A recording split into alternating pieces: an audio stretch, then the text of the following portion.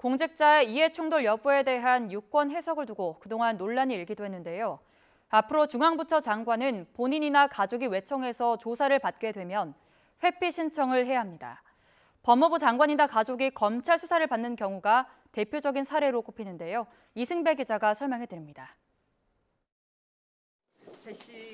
지난 2020년 검찰이 추미애 당시 법무부 장관 아들의 군특혜 의혹을 수사하자 국민의힘은 이해충돌이라고 주장했습니다.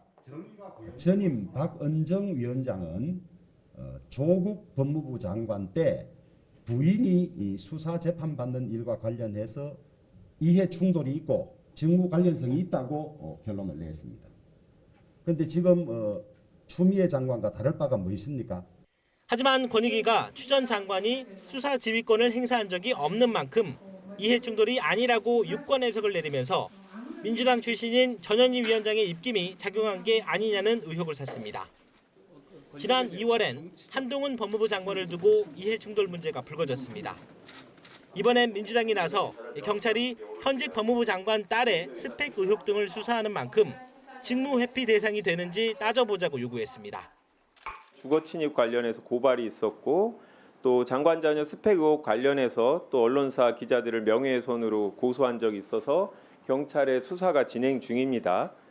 그렇다면 가족이니까 사적 이해관계는 있고 법무부 장관이 검찰의 직무에 대해서 관여를 하기 때문에 직무 관련성도 있을 것 같은데 이해충돌 여부를 두고 논란이 계속되자 권익위가 법무부와 감사원 등 12개 관계기관과 협의를 거쳐 이해충돌 지침을 만들었습니다.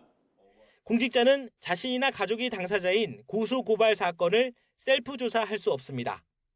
특히 중앙부처 장관은 자신이나 가족이 외청에서 조사를 받는 경우 이해충돌 사실을 자진신고하고 회피해야 한다는 내용이 들어갔습니다. 이런 지침에 따르면 추미애 전 장관은 이해충돌이 맞고 한동훈 장관은 이해충돌이 아니라고 권익위는 판단했습니다. 다만 한 장관 자녀 관련 사건이 법무부 소속 기관인 검찰로 송치되면 이해충돌 대상이 된다고 설명했습니다. 검수완박법이 시행되면서 경찰의 수사 지휘권이 검찰에서 사라졌습니다.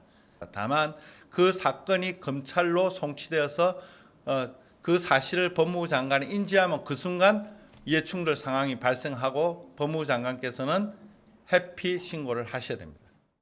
이해충돌은 누가 유권 해석을 하느냐에 따라 상반된 결과가 나오면서 정치적 공방의 대상이 되기도 했습니다.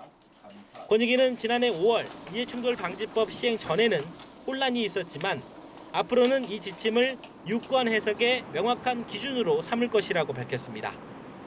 YTN 이승배입니다.